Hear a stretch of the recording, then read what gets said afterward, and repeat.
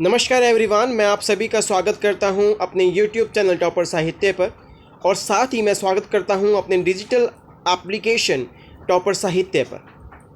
मैं आपके सामने आज ये बताने चाह रहा हूं कि एग्ज़ामिनर किस तरीके से हमारे एग्ज़ामिनेशन में क्वेश्चन पूछता है और किस तरीके से हम लोगों को क्वेश्चन डील करना चाहिए। उससे पहले मैं आपको ये बताना चाहूँ कि मेरा नाम प्रियांक भारद्वाज है, मैं टॉपर साहित्य पर इंग्लिश पढ़ाता हूँ। अगर आप हमसे जुड़ना चाहते हैं और DSSB के PRT और TGT और PGT और साथ में आपके जो क्लरिकल जॉब्स हैं, अगर आप SSC के लिए प्रिपेयर करना चाहते हैं, अगर आप GD कांस्टेबल के लिए प्रिपेयर करना चाहते हैं, अगर आप अन्य सरकारी नौकरी के लिए तैयारी करना चाहते हैं, तो आप हमसे YouTube के माध्यम से या फिर हमारी ऐप डाउनलोड करके टॉपर साहित्य की ऐप से जुड़ सकते हैं। चलिए आज के क्वेश्चन की तरफ गौर करते हैं। यहाँ पे मैं आपके सामने इस क्वेश्चन पे ये बताना चाहूँगा कि एग्जामिनर किस तरीके से क्वेश्चन पूछता है और हम लोगों को किस तरीके से इसको डील करना चाहिए।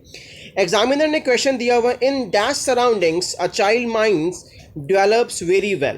देखो, सबसे पहले हम लोगों को ये बात ध्यान देनी चाहिए कि एग्जामिनर ने किस पार्ट ऑफ स्पीच की रिक्वायरमेंट के अकॉर्डिंग हम लोगों से क्वेश्चन पूछा है।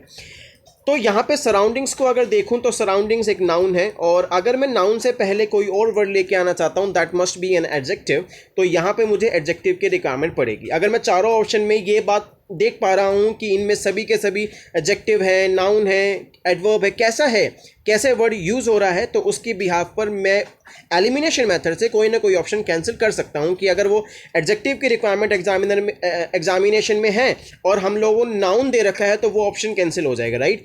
तो पहली बात तो मैं बात करूं कि जो ए ऑप्शन है और सी ऑप्शन है वो विद द सेम स्पेलिंग है, तो ये ऑप्शन कैंसिल होता है।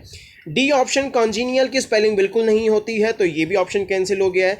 अब हमारे पास सिर्फ दो ऑप्शन बचते हैं, ए और बी, जहां पर पहले ऑप्शन में दिया हुआ है कॉन्जेनियल, ये भी एक एडजेक्टिव की तरह काम करता है, और कॉन्जेनिटल ये भी एक एडजेक्टिव की तरह काम करता है। तो मैं सबसे पहले ये देख पाया कि पार्ट ऑफ स्पीच में हम लोगों को सराउंडिंग्स को क्वालिफाई करने के लिए वी नीड एडजेक्टिव, और यहाँ पे कॉन्जेनियल और कॉन्जेनिटल दोनों ही एडजेक्टिव हैं। तो ये हमारे लिए बहुत दुविधा वाली बात हो गई है कि हम लोग कोई एलिमिनेशन मेथड से कोई भी ऑप्शन कैंसिल नहीं कर पाए। अब सारा निर्भर इस बात पे करेगा कि इसका मीनिंग क्या है। सबसे पहले मैं आपको बताना चाहूँ, जो कॉन्जेनियल होता है उसका मीनिंग होता है अनुकूल, हिंदी में अनुकूल होता है। इसके सिनोनिम्स की बात करूँ तो मैं बोल सकता हूँ कि फ्रेंडली पहला सिनोनिम, ठीक है। मैं बात कर सकता हूँ प्लीजेंट के बारे में, बात कर सकता हूँ प्लीजेंट, आपने सुना होगा प्लीजेंट एडजेक्टिव्स के साथ हम लोग वेरी का इस्तेमाल करते हैं, काइंड ऑफ, अगर आपने ग्रामर पे गौर किया है तो, ठीक है। प्लीजेंट एडजेक्टिव, प्लीजेंट का मतलब बनता है यहाँ पर। दूसरा मतलब यहाँ पे बनता है कि आपने एक वर्ड पक्का सुना होगा, एम आई एबल, ठीक है, ये वर्ड होता है। आपने एक वर्ड सुना होगा कॉर्डियल, ठीक है। ये सारे के सारे सिनोनिम्स हैं कॉन्जेनियल के।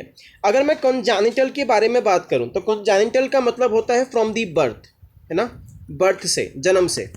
तो यहाँ पे अगर मैं बात करूं कोनेट, यू कैन स्पीक, इसके सिनोनिम में कोनेट, ठीक है। इनेट भी बोल सकते हैं इसके सिनोनिम में, है ना, फ्रॉम दी बर्थ। तो अगर मैं बात करूं यहाँ पे, तो in these surroundings a child's mind develops very well, तो हम लोग फ्रॉम दी बर्थ तो नहीं बोल पाएंगे, सराउंडिंग्स के बारे में बात कर रहा है, तो it must be friendly, pleasant, amiable, cordial, and the word which is given here congenial. तो that is the correct answer.